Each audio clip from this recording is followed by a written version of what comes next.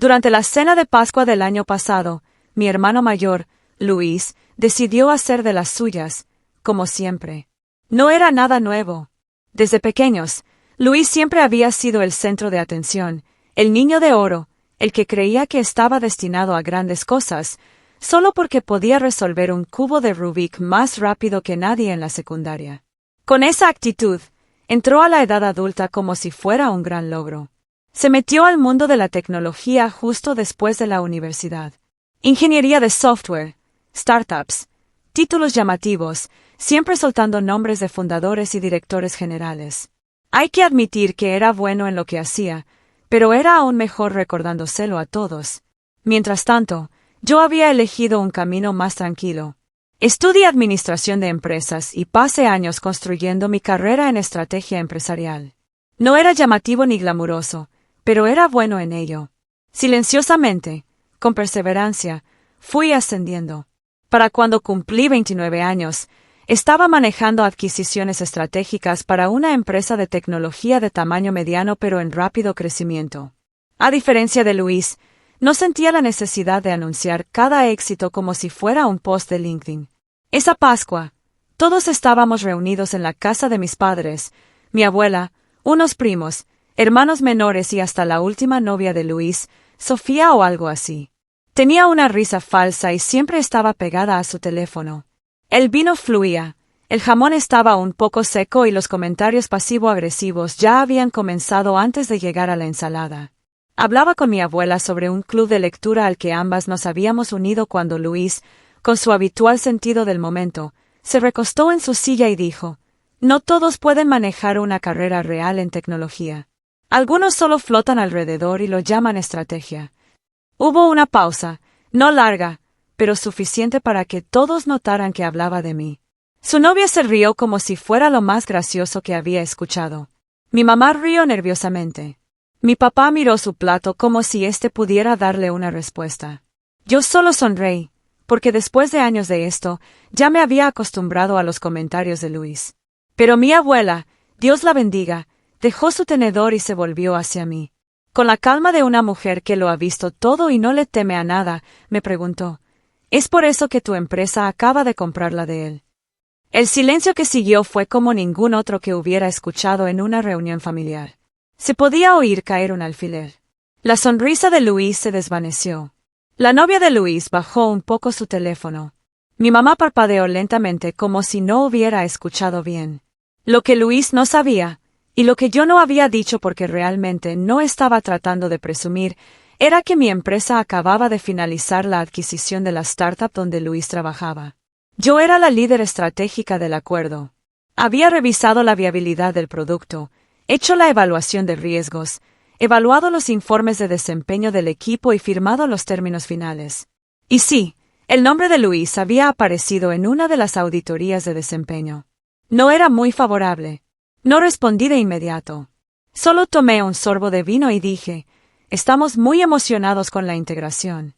Mi abuela sonrió y siguió comiendo como si nada hubiera pasado. Mi papá tosió para disimular una risa. Y Luis se puso rojo y murmuró algo sobre que el trato aún estaba en etapas tempranas y que no significaba nada, aunque sí significaba. Durante el resto de la cena, apenas habló. Y por una vez, no me sentí como la sombra en su reflejo. Me sentí como la tormenta que había estado formando en silencio mientras él bailaba bajo el sol, completamente ajeno. Las siguientes semanas fueron tensas. Luis no se comunicó. Mi mamá me llamó para preguntar si tenía que restregárselo en la cara. No dije nada. Le recordé que fue mi abuela. Pero la verdad es que ni siquiera se trataba de ese momento. Era todo lo que había llevado a él. Años de que me dijeran que no era lo suficientemente ambiciosa. Que solo flotaba en cosas corporativas mientras él cambiaba el mundo. Años de sentarme a escuchar sus discursos sobre cómo debería pivotear hacia la codificación si quería que me tomaran en serio. Años de ser descartada porque no publicaba una actualización en LinkedIn cada vez que parpadeaba. Siempre me trató como una aficionada. Pero esa adquisición no fue una casualidad.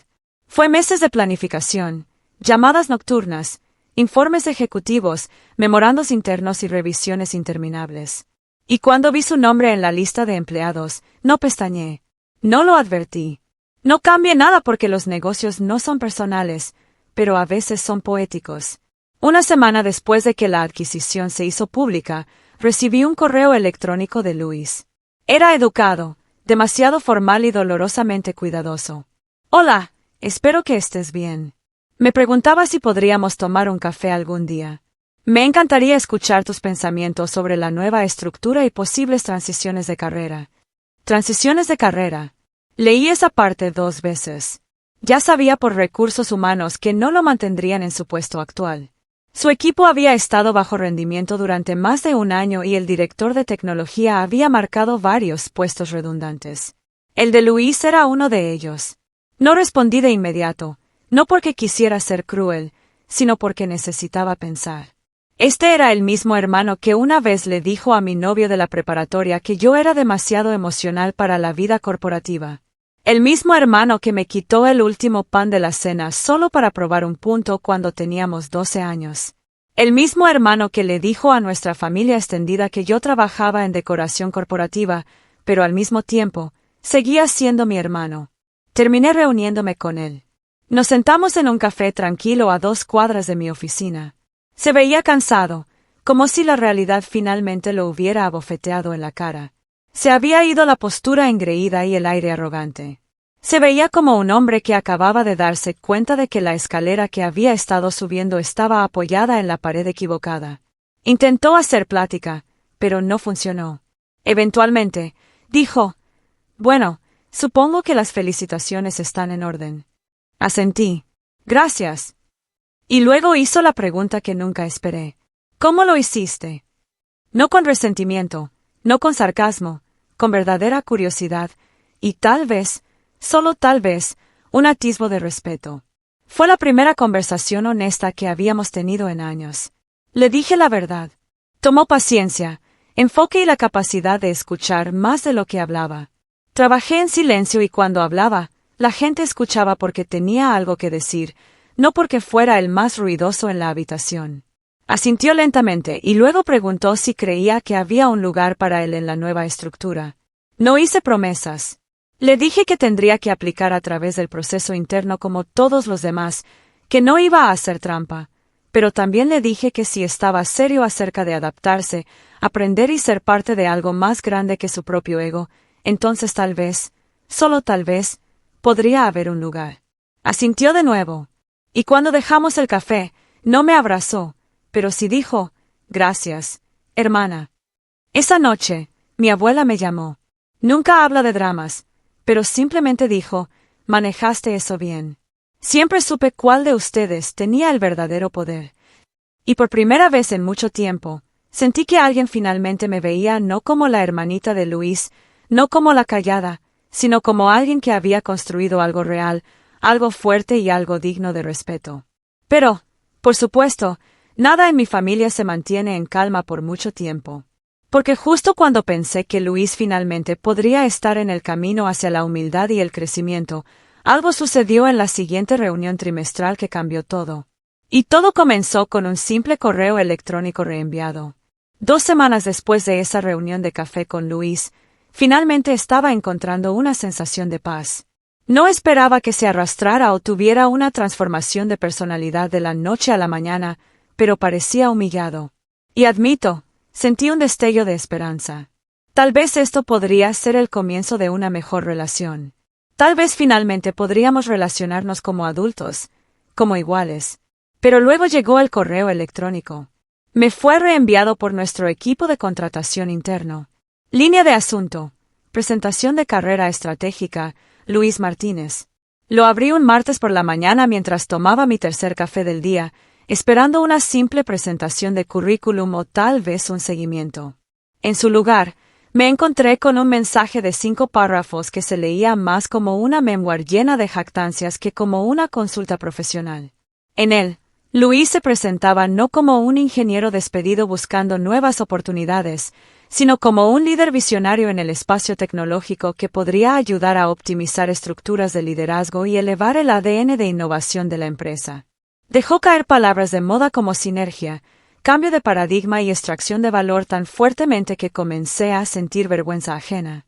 Pero la parte que me retorció el estómago, escribió, dada mi profunda comprensión tanto del panorama de adquisiciones como de las operaciones internas, creo que estoy especialmente calificado para asociarme directamente con el liderazgo ejecutivo, incluyendo a mi hermana, quien, aunque talentosa, se ha centrado principalmente en los números en lugar de la visión.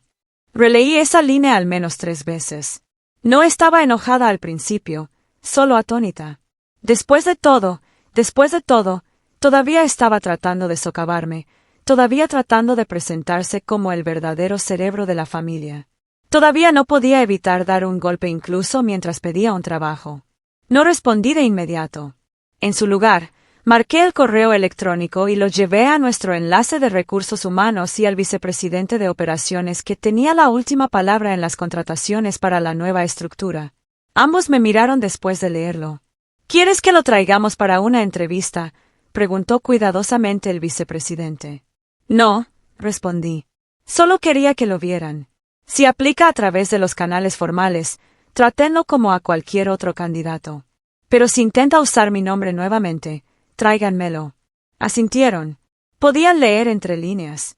No estaba jugando a favoritos, pero tampoco iba a dejar que se manipulase para conseguir un puesto que no se había ganado. Pensé que eso sería el final.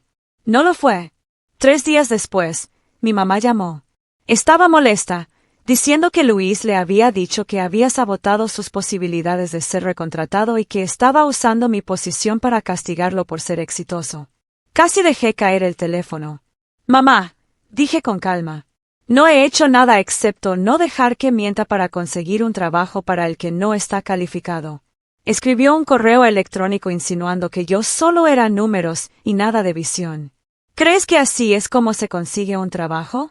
No respondió. En su lugar, murmuró algo sobre que la familia necesita mantenerse unida. Me di cuenta entonces de que sin importar cuánto creciera o cuán alto llegara, Luis siempre sería Luis. Y mis padres siempre serían sus cómplices. Pero ya no tenía 12 años. Ya no buscaba la validación de personas que se negaban a verme a menos que me convirtiera en alguien que aprobaban. Así que le dije la verdad. No soy la red de seguridad de tu hijo. He trabajado demasiado duro para construir lo que tengo. Si Luis quiere un puesto aquí, necesita ganárselo como todos los demás. Colgó después de un tenso adiós. Ese fin de semana, mi abuela me visitó. Trajo un pastel, se sentó en mi balcón y escuchó mientras le contaba todo. No me interrumpió, solo asintió en silencio. Luego dijo algo que nunca olvidaré. A veces la gente no quiere que tengas éxito. Quieren que te quedes donde se sienten cómodos viéndote, debajo de ellos. Le pregunté si así se sentía al criar a mi mamá y a mi tío. Sonrió, pero sus ojos estaban tristes. Supe quiénes eran desde temprano, pero también supe que no podía obligarlos a crecer. Esa es una elección. El lunes siguiente, Recursos Humanos me informó que Luis había enviado una solicitud formal esta vez sin mencionarme. Suspiré aliviada. Tal vez, solo tal vez, había aprendido su lección. Pero la entrevista no fue bien. Habló demasiado, escuchó muy poco y pasó la mitad del tiempo proponiendo ideas para un departamento que no existía. Incluso se refirió a sí mismo en tercera persona en un momento. El gerente de contratación me dijo después, tratando de no reírse. No seguimos adelante con su solicitud.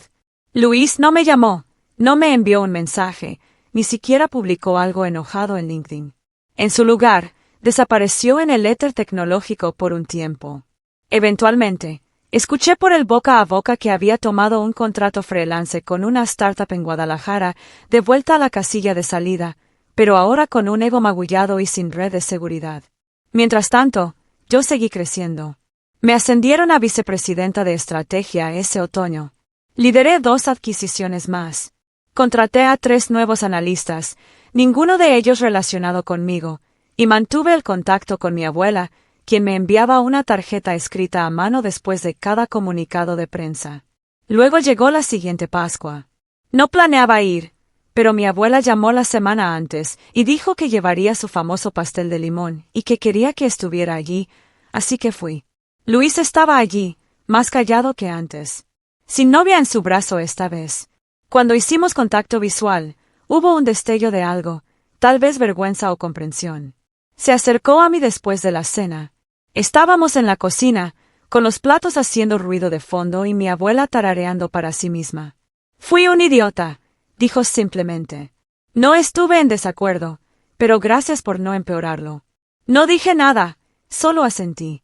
Fue entonces cuando mi abuela pasó, dejó su pastel y dijo con una sonrisa astuta, parece que finalmente descubriste quién realmente dirige el show. Y esta vez, Luis no discutió.